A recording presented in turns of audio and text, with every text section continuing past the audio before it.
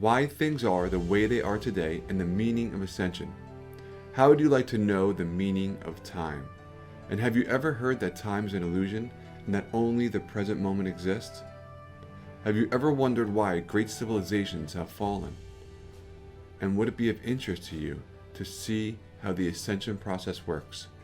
If your answer to these questions are yes, then you're in for a treat. If your answer to these questions are no, be prepared to be amazed. But before we jump into the lesson, let's take a quick recap of Lesson 2. Water is the medium of life. Water is all around us. Most all ancient cultures knew the importance of water.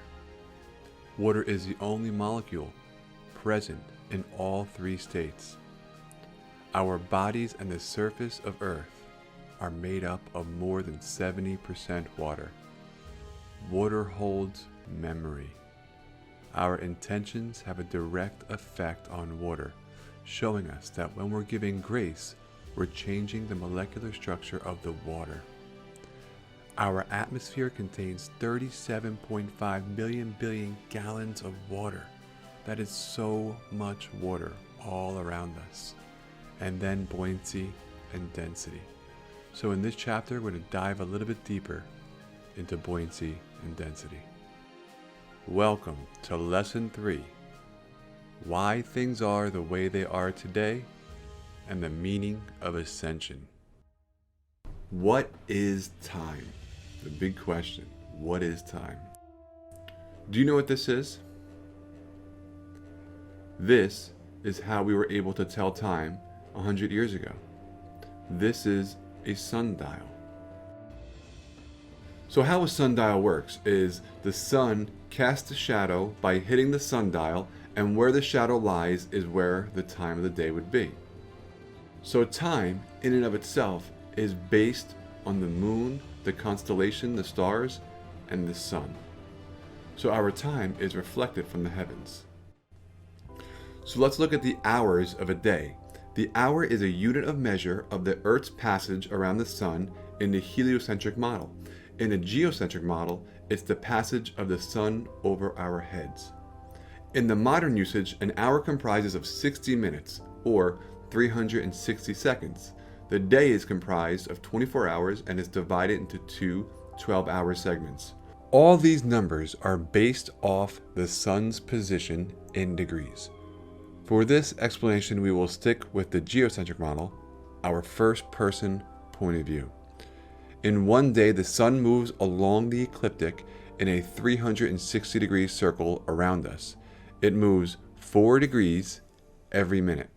Each zodiac sign is a 30-degree band of space in the sky, and it takes 2 hours for the sun to pass through it.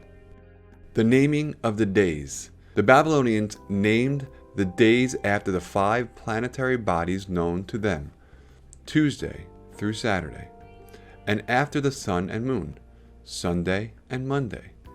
This custom was later adopted by the Romans.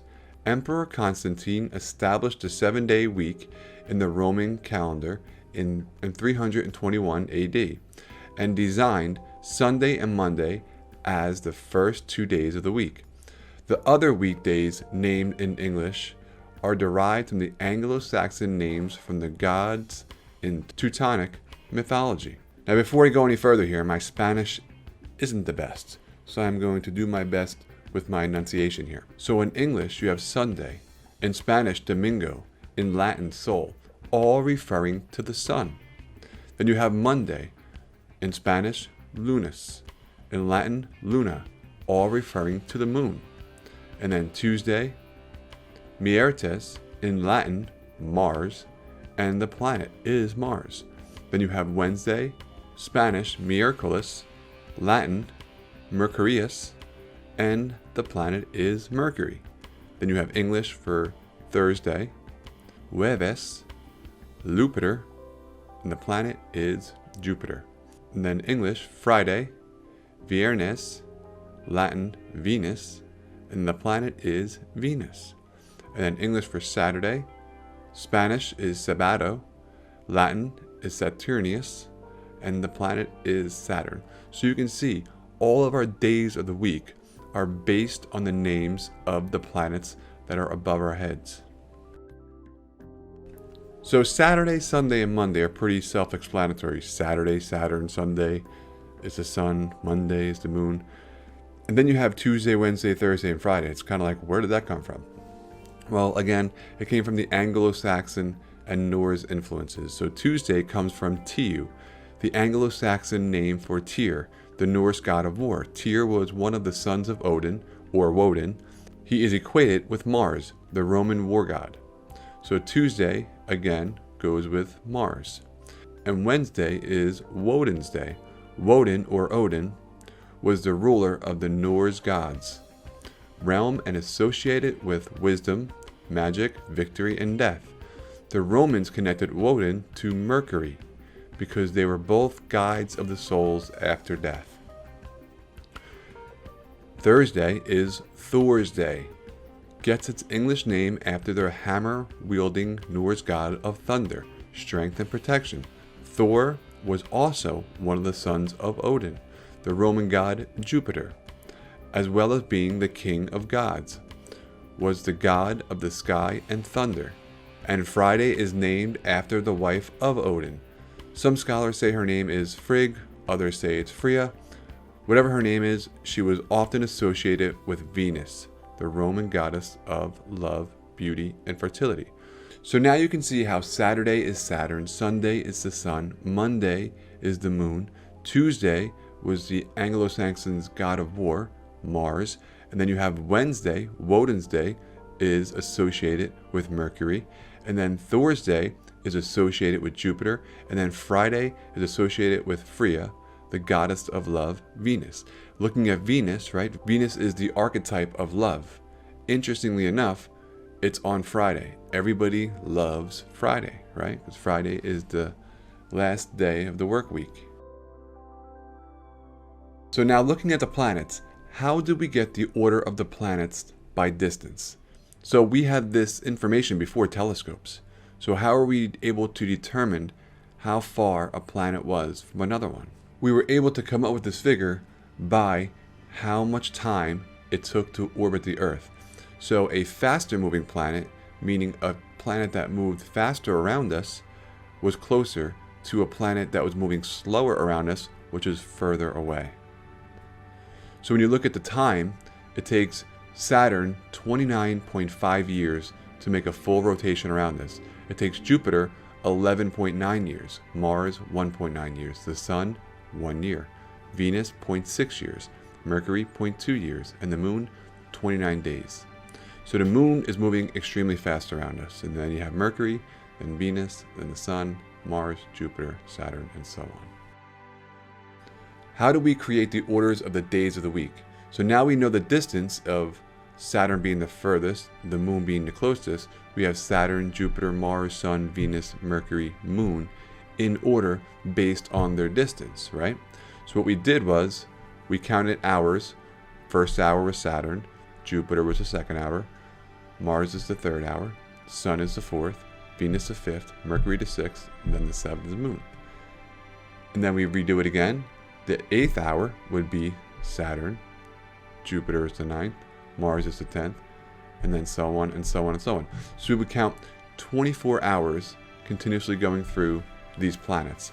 And on the 25th hour, we'd mark the next day. So starting with Saturday, we would count 24 hours, and then the next hour would be the first hour of the next day. So you have Saturday, counted 24, ending on Mars. The next day would be Sunday, the first hour. And then we would do the same thing again. Sun being the first hour, Venus being the second hour, and then after the 24th hour, the next day would be the first hour, the Moon. We'd do that again. The 24th hour would end on Jupiter, the next day would be Mars. And so we came up with Saturday, counting 24 hours, the next hour would be Sunday, counting 24 hours, the next hour would be Monday, counting 24 hours, the next day would be Mars, 24 hours, Mercury, Jupiter, Venus. So that's what we have: Saturday, Sunday, Monday, Tuesday, Wednesday, Thursday, Friday. Or Saturday, Sunday, Monday, Mars Day, Mercury Day, Jupiter Day, and Venus Day. Now that we have the understanding of how the sun is the one that's creating our day, and how the planets are the ones that are creating our week. Now what's creating our month? Our months are based on the cycle of the moon. Our months are based on a 29.5 day moon cycle. You have the new moon, the waxing crescent, the first quarter, the waxing gibbous, the full moon, the waning gibbous, the third quarter, and the waning crescent. The moon moves 1 degree roughly every 5 minutes. The moon passes through one zodiac sign every 2 to 2.5 days and passes through all 12 zodiac signs within 28 to 28.5 days. Our months are based on the moon. This is really awesome. This shows that time is a fractal, and a fractal is a replicating pattern. So you can see how our days, our months, and our years are all self-simulating. They're a cyclical pattern that are almost identical. So I came up with this diagram a few years back, and it really works well in the northern hemisphere point of view. In the southern hemisphere, it's actually in reverse. But we're going to stick with the northern hemisphere point of view. So what we're looking at is the tropical astrology tied into the months, the days, and the years. There's 360 days in a year, 360 degrees. Each month averages 30 days, and each zodiac sign is 30 degrees. There are 12 signs in 12 months. On the vernal equinox, there are 12 hours of light and 12 hours of darkness, divided in a 24-hour day.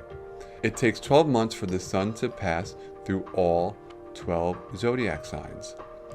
In a day's perspective, it takes 24 hours for all 12 zodiac signs to rotate above our heads. Every 2 hours, the sky moves 30 degrees and a new zodiac sign appears above our heads. Looking at the seasons, spring starts on the equinox, March 21st. This starts the waking up process, where everything is starting to come into bloom, right? Things start to wake up. From the day perspective, we are waking up from our sleep. Looking at summer, summer starts on June 21st. Everything is energized and in full bloom. From a day perspective, we are fully energized, working or playing. Then you're moving into autumn. Autumn starts September 23rd. Everything starts to diminish. We reap the harvest from our crops. From a day perspective, we start winding down, relaxing, spending time with our family and loved ones. And then we have winter. Winter starts on December 22nd. Vegetation dies off. Some animals go into hibernation. From a day perspective, at this time, we are usually dead asleep. Another interesting correlation is the summer solstice and 12 p.m. If you look at the summer solstice and 12 p.m., the sun is at high noon at 12 p.m. On the summer solstice, the sun is at its highest position in the sky, meaning it's the longest day of the year. Looking at the winter solstice at 12 a.m. here, the sun is at its lowest point, meaning it's the darkest day of the year. 6 a.m. is associated with March 21st. It's a balance, where there is a balance of darkness and light throughout the day. Now looking at the equinoxes, you have the spring equinox and the autumn equinox, which means equal parts, right? So at 6 a.m. and 6 p.m., it's associated with being equal, right? The spring equinox is equal day and equal night. The autumn equinox is equal day and equal night. Now looking at the temperatures of our day and our year, this part here is the warmest part of the year between July and August. They call it the dog days of summer. This part here is the coldest part of the year. It's between January and February. Now looking at it from a day's perspective, the hottest part of the day is 3 p.m. And look where it lies, right inside of Leo. The hottest part of the year is also the hottest part of the day. Looking down here, the coldest part of the day is 3 a.m. right inside of Aquarius. So you can see how the hottest and coldest parts of our year and our hour are the same. It's incredible to see the synchronicities as time as a cyclical fractal. It's the same thing over and over and over again. It's absolutely incredible.